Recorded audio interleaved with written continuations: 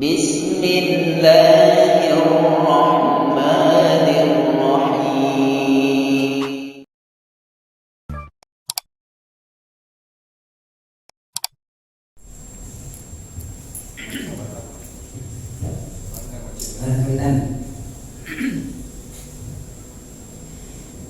Bismillahirrahmanirrahim. Assalamualaikum warahmatullahi wabarakatuh. Waalaikumsalam warahmatullahi wabarakatuh.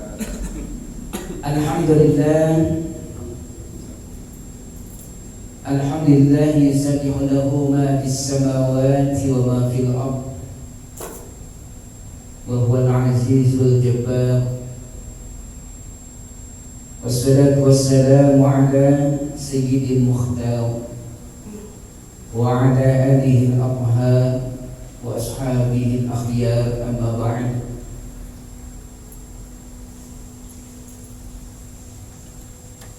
Qala Allah ta'ala, a'udzu billahi minasy syaithanir rajim.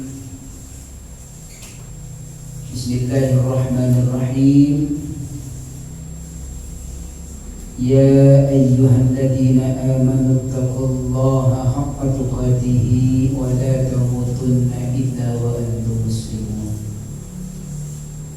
Qala Nabi sallallahu alaihi wasallam, salatul jama'ati afdalu min salatil fardhi bi-sab'in wa 'ishrina darajah.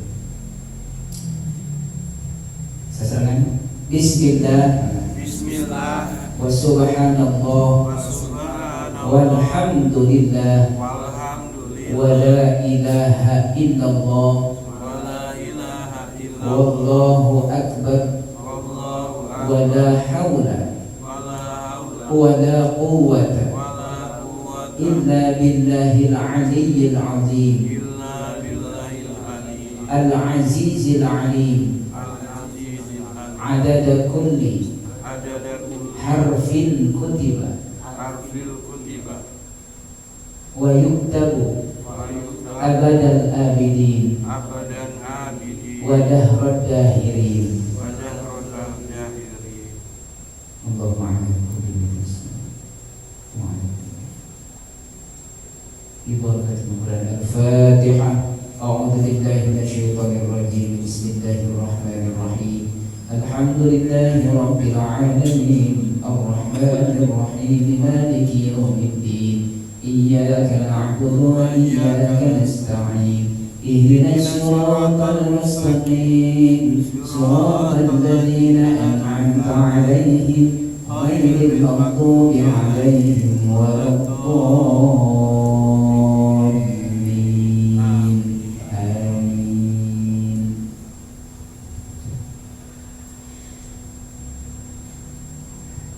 Hadirin, rekan-rekan jamaah majelis tarbiyah Rabu malam yang sama mengharapkan Allah Subhanahu wa taala. Alhamdulillah, malam hari ini kembali kita disatu bersama setelah cukup lama jeda tahun baru Islam. Dan waktu itu dihubungi Kang Agus pas lagi di Jakarta, jadi mohon maaf ya. Dan setelah itu ada pas tepat dengan tahun Islam Rabu, kira ada kegiatan lain. Sekarang alhamdulillah bisa bersilaturahmi kembali.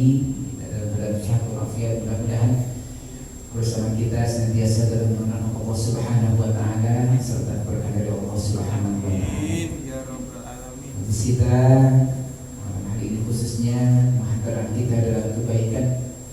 Man yuridillah bihi khairan yufaqihu fiddin. Siapa yang dikehendaki baik oleh Allah Subhanahu wa taala, maka Allah akan perdalam dia dalam pemahamannya urusan agama, pemahamannya dalam urusan agama. Yufaqihu fiddin, difaqihkan dalam urusan agama.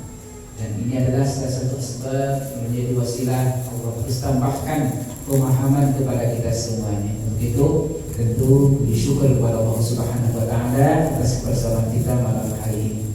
Salawat dan salam atas baginda Rasulullah Muhammad sallallahu alaihi wasallam, keluarganya, sahabatnya serta para putri yang diakhir zaman.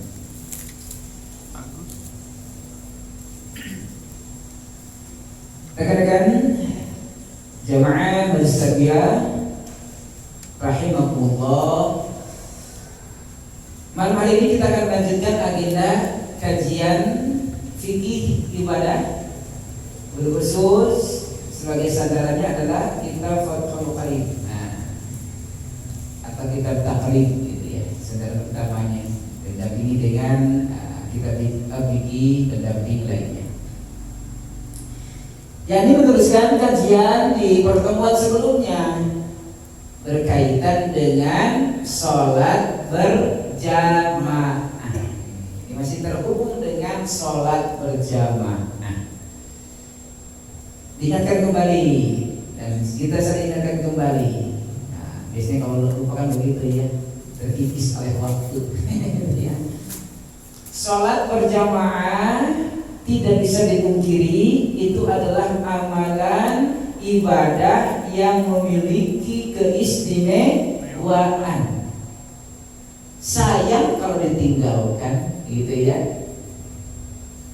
Kenapa? Sebab kata Nabi, sholatul jama'ati afdalu min sholatil fardhi bisab'i wa ishrina darajah. Sholat berjamaah itu lebih utama dibandingkan atau daripada sholat sendirian munfarid. Lebih utama daripada sholat sendirian 27 derajat. Ini ibadah yang sudah pasti. Ada pada hadis yang lain dengan redaksi yang berbeda. Sholatul jama'ati tafdulu. Ada afdalu, ada tafdulu. Sama saja maknanya.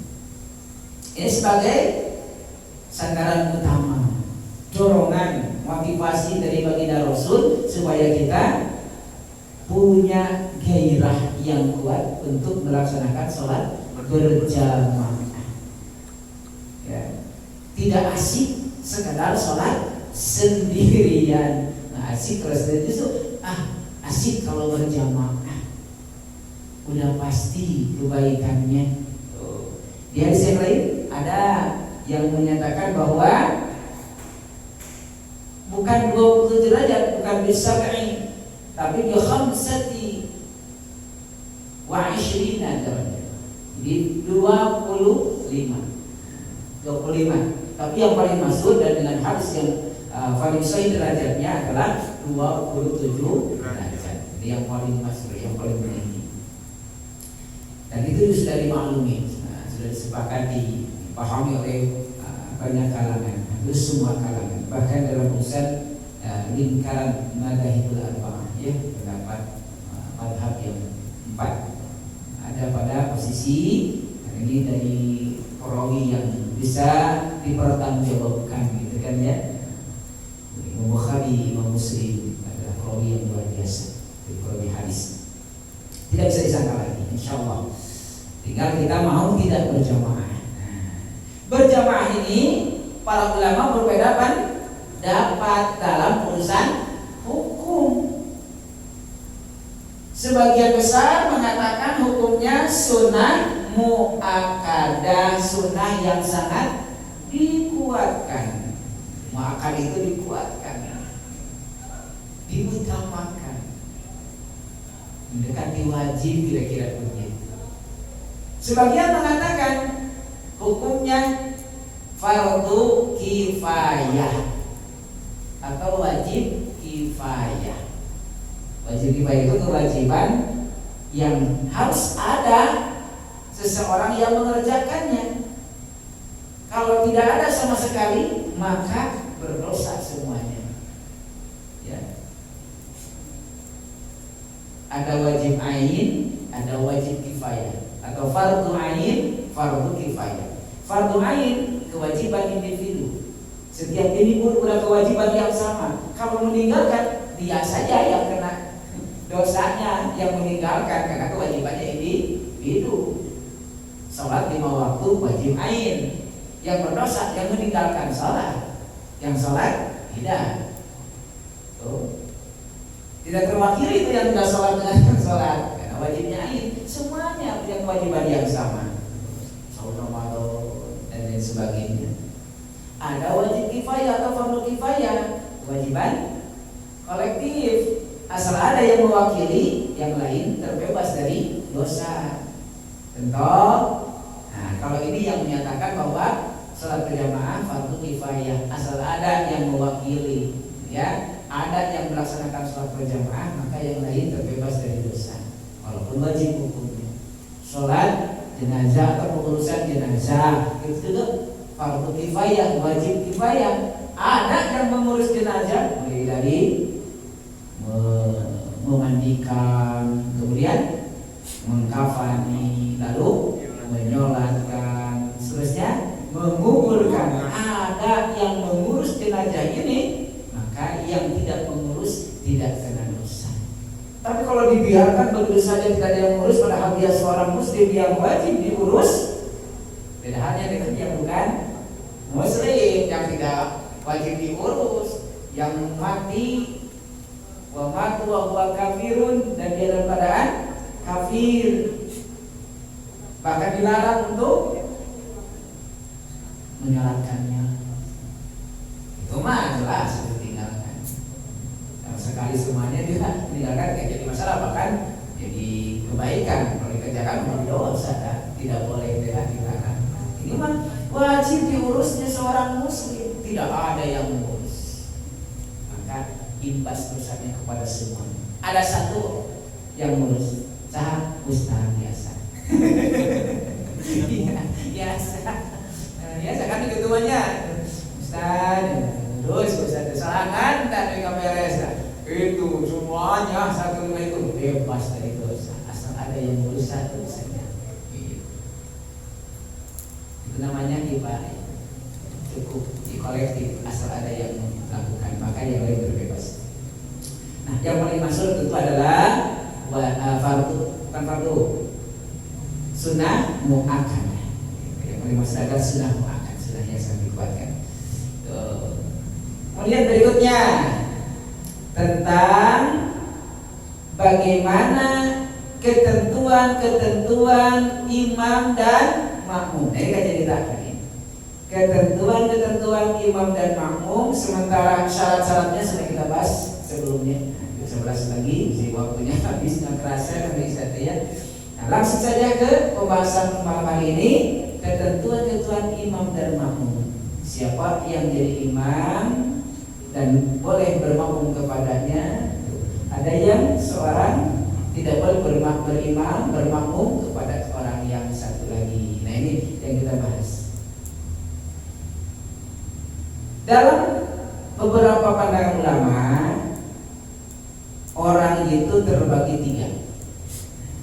Orang itu terbagi tiga kelompok. Walaupun secara nas Al-Quran mah dzakarin wa unsa, laki-laki perempuan, tapi ulama membagi tiga kelompok. Yang pertama kelompok laki-laki, yang kedua kelompok perempuan, yang ketiga kelompok khunsa. Khunsa itu waria. Ben coba ada kirang laos. Ya, waria. Waria waana waria. Dong, ada laki-laki, ada perempuan, ada waria. Khunsa yang dimaksud dalam bahasa Arab. Walaupun pada dasarnya Al-Quran ya tidak ada itu kelompok ketiga, hanya dua. Inna khalaqnakum min dzakarin wa unsa. Gitu. Diciptakan kalian itu laki-laki dan perempuan. Khalaqna zawjaini dzakara wal unsa. Diciptakan berpasangan laki-laki perempuan. Tapi tidak ada. Tidak ada pada kehidupan nyata tuh laki-laki bukan perempuan, lain gitu. Ada kelompok yang ketiga, unsa waria. Walaupun dalam pandangan sebagian ulama tafsir berkaitan dengan surah Asy-Syura tentang Allah menciptakan, ya, ada setelah berumah tangga Allah kehendaki laki-laki, kemudian yang kehendaki perempuan. Ada yang disatukan laki-laki dan perempuan. Nah, bahasa disatukan laki-laki perempuan dikumpulkan. Sebagian mengatakan anak-anaknya laki-laki dan anaknya perempuan. Ada yang memahami disatukan itu laki perempuan menyatu dalam satu jasad. Jasadnya perempuan, jiwanya laki-laki. Jasadnya laki-laki, jiwanya perempuan. Begitu. Dan kelompok yang keempat, yakni yang tidak punya keturunan. Islam itu tidak punya keturunan. Itu sudah ada dalam Al-Quran ketetapan itu. Kembali. Dia ada laki-laki, ada perempuan, ada unsa atau waliyah. Nah, sekarang kita skemakan. Nah, ini imamnya. Jika imamnya laki-laki, ini imam. Jika imamnya laki-laki, jika imamnya perempuan, jika imamnya unsa tadi ya, atau waliyah ya, maka siapa yang berhak menjadi makmum? Ya, siapa yang berhak menjadi makmum? Dari mana nih ambilnya? Di sini aja. Maka makmum untuk laki-laki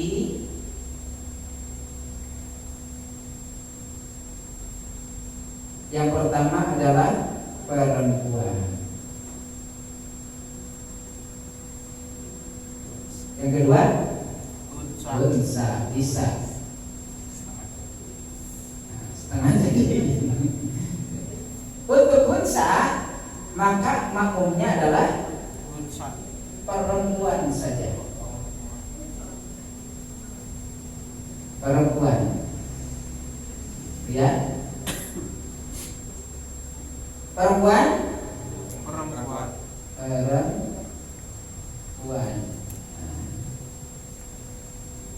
Jadi perempuan hanya bisa menjadi imam bagi perempuan. Kemudian unsa dia hanya bisa menjadi imam bagi perempuan juga. Kemudian yang laki-laki dia jadi imam bagi perempuan dan unsa. Karena demikian kita coba cek. Nih, kalau laki-laki jadi imam sudah jelas perempuan itu adalah di bawah laki-laki, begitu ya? Di bawah laki-laki, di makmum. Laki-laki imam, perempuan sudah pasti ini mah. Oh, ada yang kelewat satu. Laki-laki, punya laki-laki kekasih, kita laki-laki, perempuan, ya gitu. Harusnya laki-laki, ya, pindahkan. Laki-laki dulu. Tapi sana, satu tim ngomongnya laki-laki lagi gitu. Ini ada mati, ibu-ibu yang unggul gitu kan. Laki-laki unsa, ini baru perempuan.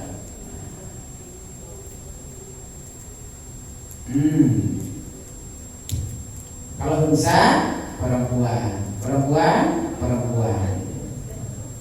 Apakah unsa bisa makmumnya unsa? Nah, kita bahas nanti satu-satu. Laki-laki sudah tidak bisa berubah, jelas. Imamnya laki-laki, jelas. Unsa mungkin saja bisa berubah. Pas Allahu Akbar nyari laki-laki, imamnya belum dikasih. Ada laki-laki sudah deh. Keluar jiwa perempuan. Jadi jiwanya perempuan yang keluar, lihat laki-lakinya gagal juga atas nama laki-laki dijadikan. Tapi keluar jiwa perempuannya unsa berubah. Maka tetap boleh dia bermakmum kepada laki-laki. Perempuan sudah jelas. Nah, unsa yang bermakmum padanya perempuan. Sebab kalau unsa ini dia sebagai seorang laki-laki, perempuan tetap bisa bermakmum. Kalau unsa sebagai perempuan tetap bisa bermakmum. Sekarang kalau unsa makmumnya unsa, waliyah, khawatirnya yang di depan tiba-tiba jadi perempuan, yang di belakang laki-laki, dia tidak sah. Begitu, tidak sah. Kalau yang di depannya laki-laki, yang di belakang perempuan, pas sholatnya itu sah. Tapi kalau tiba-tiba berubah, terbalik, yang di depannya malah perempuan, yang di belakang nanti cuma jadi laki-laki, nah itu masalahnya. Maka unsa cukup perempuan yang jadi imamnya. Kalau imamnya unsa, jangan unsa yang bermakmum laki-laki saja. Perempuan demikian. Perempuan, sebab kalau yang bermakmum unsa kepada perempuan, khawatirnya pas sedang bermakmum dia menjadi laki-laki, maka otomatis tidak sah bermakmum kepada perempuan. Maka perempuan ini hanya bisa dimakmumi oleh perempuan. Tapi perempuan unsa laki-laki bisa bermakmum kepada laki-laki. Ini keistimewaan. Maka pantas dalam perjanjian ar-rijalu qawwamuna. Kalau disebutkan khusus alan bisa perempuan beneran atau perempuan-perempuanan. Ala-ala perempuan. Nah ini diatur ya, tentang berjamaah seperti ini. Itu ya, posisi imam, posisi makmum. Kemudian selain tentang siapa jadi imam, kemudian siapa makmumnya, dalam pandangan beberapa ulama berkaitan dengan yang merdeka, yang budak, yang dewasa, yang anak-anak, itu tidak diatur ya, antara yang merdeka, kemudian budak, kemudian balik, dewasa, anak. Ada batasan-batasan. Nah, berkaitan hal ini, menurut para ulama, yang merdeka boleh bermakmum kepada budak, boleh bermakmum kepada yang merdeka dengan posisi seperti ini tadi. Ya, tetap. Ya, laki-lakinya merdeka, makmumnya budak. Ini laki-lakinya budak, laki-laki yang makmumnya adalah merdeka. Kalau misalnya perempuannya itu tetap ya dengan posisi yang sama, dibulak-balik merdeka budak, ini bisa saling menjadi imam atau menjadi makmum. Ya, yang merdeka jadi imamnya, makmumnya budak sah. Budak yang dimasukkan budak letih ya. Budak yang adalah hamba sahaya. Nah, hamba sahaya budak pilihan. Nah, hamba sahaya jadi imam budak, yang merdeka boleh jadi imam. Sah berjamaahnya. Nah, urusan yang balik dengan anak ini ada perbedaan. Yang balik, yang dewasa menjadi imam bagi anak sah jika anaknya sudah mumayyiz. Mumayyiz itu sudah bisa membedakan baik, buruk, salah, benar, tahu salat yang benar itu, tahu berjamaah yang benar itu, sudah benar berguna objek. Tidak sah anak yang belum mumayyiz salat itu wudu aja. Wudu lagi mah banget kumpul semua banget malah ngomong salat, ngomong salat ya ada sih. Jadi salatnya anaknya sudah mumayyiz. Artinya kalau balik kita di rumah dengan anak berjamaah, anak kita belum mumayyiz, masih kena kalau sholat boleh boleran heula, dahar heula, masih ketemuan dahar heula, udah apa? Tadi kan Bismillahirrahmanirrahim, udah kita terkenyong itu berarti kan tidak sah berjamaah, tidak dapat pahala berjamaah, tidak sah berjamaah. Kebalikannya, anak sah jika sudah mumayyiz menjadi imam bagi yang sudah dewasa balik. Pernah terjadi kan zaman Rasul kan ada yang mengimami masih anak-anak, karena sudah tidak ada lagi yang sebagus dia bacaannya, dan itu syaratnya sudah mumayyiz. Sudah mumayyiz. Insya Allah mungkin kalau dilihat dari sisi hadis tanda mumayyiz itu adalah 7 tahunan. Usia sudah 7 tahun itu insya Allah sudah mumayyiz. Ya. Karena sudah belajar benar tentang sholat. Kan itu kan tadi kan ajarkan anakmu itu kan, perintahkan untuk sholat setelah 7 tahun, berarti kan sudah tingkatan mumayyiz di situ untuk sholat. Dan tingkatan balik untuk sholat adalah 10 tahun. Kalau sudah 10 tahun harus sholat, ya, harus sholat. Kalau tidak, nah kalau 7 tahun masih sampai 10 masih belajar, tapi sudah diarahkan ke arah yang benar. Nah, tingkatan mumayyiz.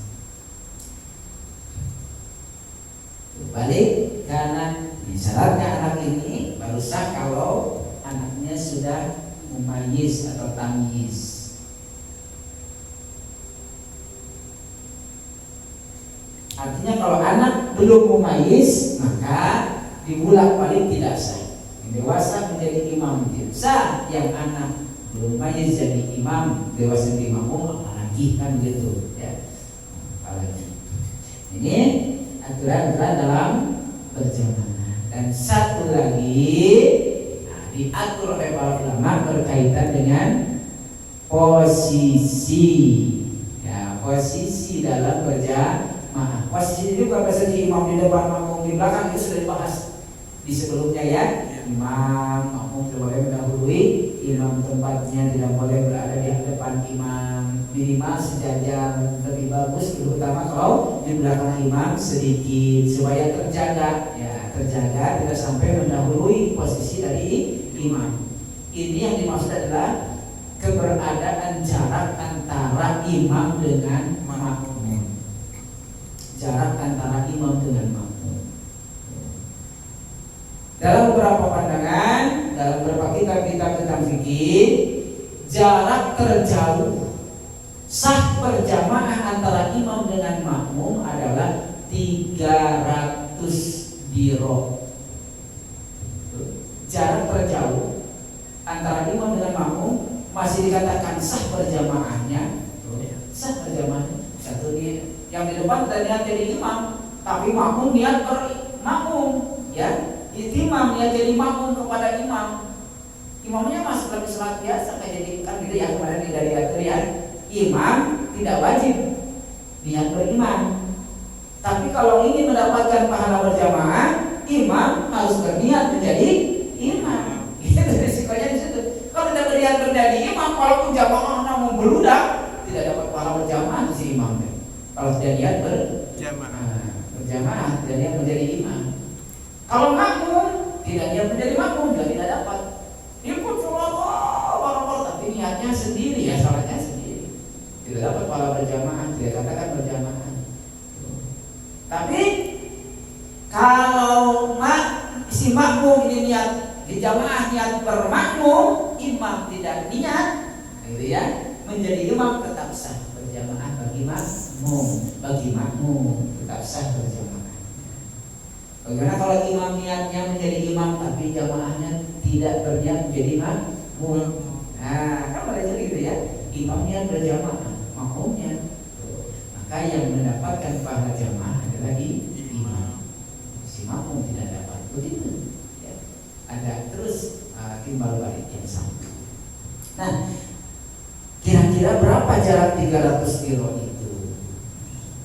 Sebagian pendapat diperkirakan 300 kilo itu 1 kilonya 61-an, sekian sentimeter kali 300, ya, 300 sekitar 184, 1,8 kilo, 1,8 kilo. 480 18,480 berarti 184,8 meter, 184 meteran itu jarak terjauh nanti dihitungan 180 meteran tuh kira-kira betul ya, coba kalau dari sentimeter ke meter dibagi 100 ya Lagi 100. ya, gitu ya. Lagi 100. 18.480 cm. Bagi 100 berarti 184,8. Barangkali begitu ya, kira-kira dalam beberapa kita. Itu jaraknya. Kalau itu berjamaahnya di masjid, maka hitungannya bukan dari imam. Kalau di masjid, hitungannya bukan dari imam, tapi hitungannya dari ujung masjid. Jadi 300 dirham itu dihitung dari ujung masjid. Ujung masjid pinggir, ujung masjid belakang. Oh, depan nggak boleh karena imam. Pinggir atau belakang. Ke pinggir ke belakang terus, dengan catatan tidak ada penghalang. Yang dimaksud penghalang apa? Yang dimaksud adalah benteng. Beberapa ulama benteng ini masjid nih, tiba-tiba ada perumahan. Sebelum masjid ada benteng yang menghalangi antara masjid dengan perumahan. Oh, yang di rumah itu di belakang, walaupun cuma berapa meter?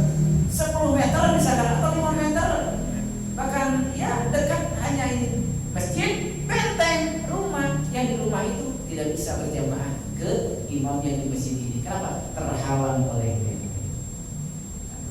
2. Terhalang oleh sungai. Terhalang sungai. Ini imam sungai maupun di belakang sungai bisa termasuk. Walaupun jaraknya tidak sampai ratusan, mungkin misalnya 10-20 meter, tapi terhalang oleh sungai. Beberapa ulama termasuk itu penghalang sungai. Apalagi gunung, bangunan ya, yang menghalangi antara masjid, antara imam dengan makmum. Jadi kalau di masjid ada rumah, rumah yang ini masih bisa di masjid ya, di sini ada rumah nih, jalan yang di rumah ini ingin berjamaah di masjid ini bisa, tidak ada penghalang, hanya jalan bisa. Yang di belakang rumah bisa, tapi yang di belakang rumah gitu, tidak bisa, terhalang. Walaupun tidak sampai 300 kilo, hanya mungkin 10-20 meter terhalang bisa. Di syaratnya terbebas dari penghalang. Itu yang pertama, tidak ada penghalang. Yang kedua, mengetahui keadaan imam. Tidak harus melihat, menurut para ulama.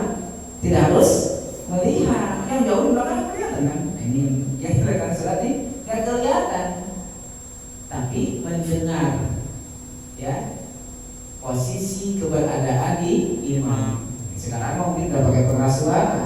Sekarang bisa di belakang dihalang itu dengan hijab ini, tapi ini tidak termasuk yang menghalangi karena bukan benteng, bukan bangunan. Ini tidak terbuka karena ada pintu yang menghubungkan, ya jadi masalah itu bukan penghalang, bukan benteng. Jadi yang di belakang tetap bisa. Oh, pakai pengeras suara. Dulu kan zaman para ulama mengarang kita belum ada nih, ya. Pengeras suara pakai mikan dia. Alhamdulillahirabbil alamin. Oh, itu orang matahari kalau kaget tegak cilang-cilang nih sudah aja. Nah, gitu kedengaran suaranya. Kalau dulu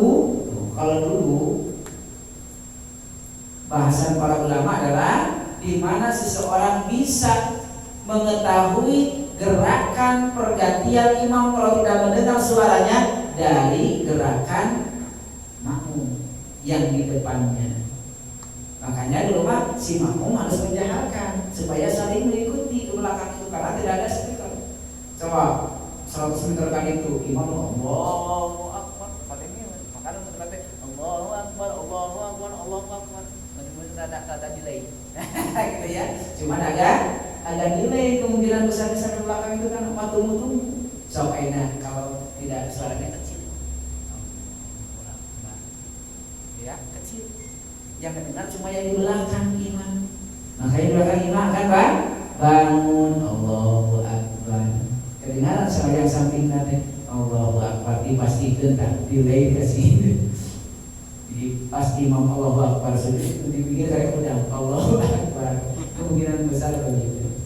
Makanya imam itu diantaranya, walaupun ini bukan syarat yang wajib ya, bukan syarat wajib dan termasuk di kaidah ya umul kaum gitu kan ya, tapi ini menjadi salah satu pilihan yang harus diperhatikan. Imam harus memiliki suara yang jahat, suara yang keras, suara yang bisa didengarkan oleh makmum, sehingga tidak menimbulkan keraguan kepada makmum. Nah, itu bagi takbir masjid ya. Jadi, kalau sekali-kali imam suaranya tidak terdengar, dikhawatirkan itu akan merusak ya kesempurnaan ibadahnya makmum jamaah yang tidak terdengar. Karena tidak terdengar, soalnya itu kan jangan gini gitu ya, kan bahaya so.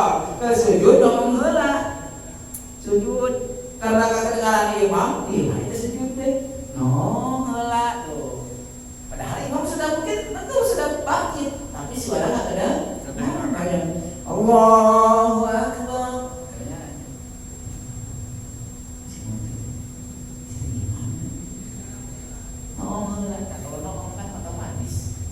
Ya, itu membatalkan sholatnya dan itu merusak. Maka mau tidak mau nih, seorang imam harus memiliki suara yang jahat.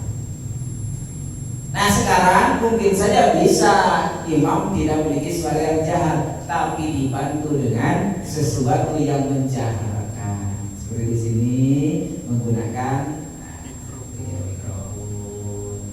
Walaupun suara rendah juga tetap bisa kedengaran. Bismillahirrahmanirrahim. Allahu Akbar. Coba yang di belakang aja dengar. Istri wajib. Ini nyata terjadi beberapa yang tidak dijadikan lagi imam karena diprotes sama ibu-ibu. Jangan jadi imam lah ya, nggak kedengaran. Kalau ibu-ibu ada yang suka ikut sholat tuh berjamaah di masjid, kemudian sholat antara tempatnya berobat dengan ibu terpisah jauh di belakang. Dia nggak pakai mikrofon yang kedengaran. Jadi mau udah kemana, ibu-ibu masih nunggu gitu kan ya, masih sujud, imam udah salam. Imam udah salam, assalamualaikum, atau beres itu, aduh kacau tau, wah ribut gitu. Ribut. Nah, ini pernah kejadian, kita ribut bener. Perlu diperhatikan hal-hal yang sederhana seperti itu di dalam berjamaah itu. Sekecil apapun yang bisa menunjang ya, menunjang kesempurnaan, menunjang ya sempurnanya, makin hebatnya, makin baiknya, makin bagusnya salat berjamaah itu harus diusahakan. Sesuatu yang bisa mendatangkan keraguan, kerusakan dalam berjamaah sekecil apapun harus diusahakan dihindarkan. Tadi suara kecil dihindarkan. Nah, termasuk nanti saya boleh dibahas bersama-sama. Keberadaan anak-anak juga harus diperhatikan dalam berjamaah. Ini harus kita mengajarkan mereka dalam berjamaah, sholat berjamaah. Dari sisi lain harus diperhatikan. Mungkin anak-anak tidak ini pernah kejadian. Dari sholat maghrib saya ada imamnya, di belakang itu ada anak, pasti itu anaknya masih kecil, nangis, dengan bapaknya. Dan pasti bapaknya tahu tuh dari budak saya. Makanya dari rakaat kedua, maghrib kan 3 rakaat, baru masuk rakaat kedua nangis, bapak-bapak anak budak. Nah, imamnya konsentrasi imam aja pudar makmum gitu kan ya. Pudar bapaknya tuh denge gitu kan ya. Nah, pikiran tuh begitu kan. Ini bapaknya dengar ini anaknya. Kalau imam mah otomatis ketika mendengar anak nangis menyegerakan ya. Sholatnya disegerakan, bacaannya diperpendek gitu ya. Gerakan-gerakannya kata Rasul SAW, di belakang ada yang nangis. Ya persis kejadian begini. Ibunya teh gak ngerti gitu, gak ngerti ibunya teh, biarin anaknya nangis. Rasul yang segera menyegerakan menyelesaikan. Nah, ini sebagai perhatian. Daripada merusak jamaah yang begitu banyak, maka seharusnya seseorang yang membawa anak kecil ketika mendengarkan anaknya nangis, dia ambil dulu anaknya, dia selesaikan urusan dengan anaknya. Kalau bisa anaknya segera dibawa keluar dan pergi. Begitu. Ini termasuk yang boleh membatalkan karena sebab akan merusak. Imam rusak, pikirannya terganggu, kehusuannya terganggu, jamaah banyak, dan betul setelah itu banyak yang Ustaz nanti kasih tahu kalau di khutbah kalau apa, ingatkan tuh supaya kalau bapak-bapak bawa anak, damping anaknya, kalau anaknya nangis lebih baik jangan membiarkan anaknya nangis, batalkan, bawa anaknya keluar, selamatkan jamaah yang banyak ya dengan menghentikan tangisnya anak. Jangan hanya untuk supaya selesai berjamaah biarkan anak nangis ya, 2 rakaat nangis kering masjid tunggu dengan gitunya gitu ya. Jangan benar. Tas beres, assalamualaikum, mohon jangan bawa anak-anak didampingi, jangan biarkan anaknya nangis. Langsung kita kan teh bapak anak tinggal dengan gajah dibawa pulang keluar. Kita tadi, lain kita tadi, itu nya canang. Kita kita budak leutik, gitu ya. Karena harus paham.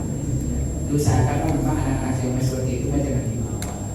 Tadi itu yang dibawa masjid minimal yang sudah mulai, yang sudah bisa dijaga diatur diam gitu. Nah, kalau kira-kira yang bisa masih mengganggu sebaiknya tidak. Sebaiknya tidak. Akan merusak banyak orang, akan merusak banyak hal dalam berjamaah. Wallahu a'lam bishawab. Sesi pertama yang ada manfaat yang bisa kita dapatkan dari kajian malam hari ini. Allahumma fa'na bima 'allamtana wa 'allimna ma yanfa'una warzuqna 'ilman yanfa'una wa zidna 'ilman nafi'an. Kita akan lanjut nanti di sesi kedua. Ada yang hobi komentari, hobi pertanyakan, didiskusikan insyaallah. Terima kasih. Assalamualaikum warahmatullahi wabarakatuh.